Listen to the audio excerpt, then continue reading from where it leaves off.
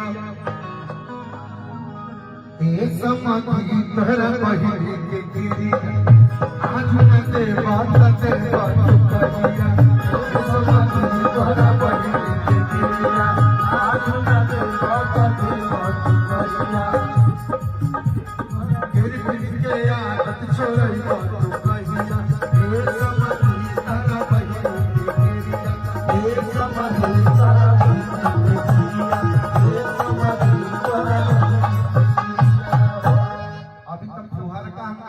आगनवा में होनी के लाज ना लगेला लड़की में हजार रुपए गावे बाकी हमरा तो लाज लगता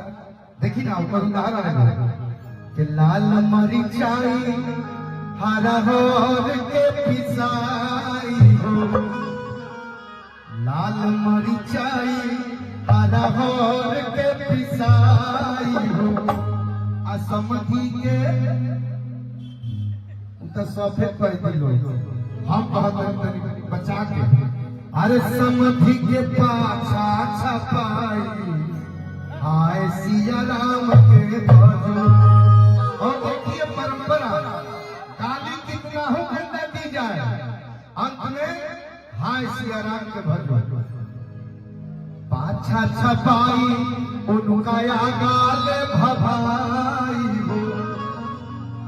पाछा छपाई उनका गाल भभाई हो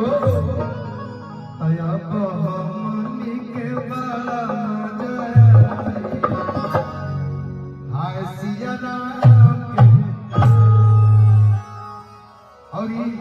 अरे है के तकला कहां छोड़ बड़ा जवाना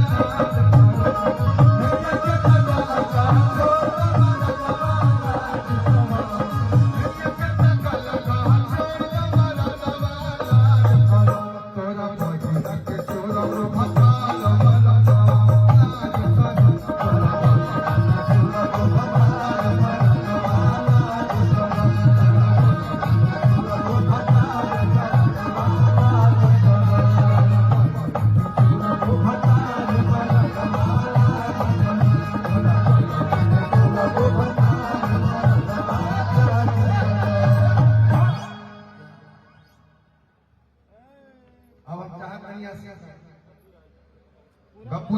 पुनः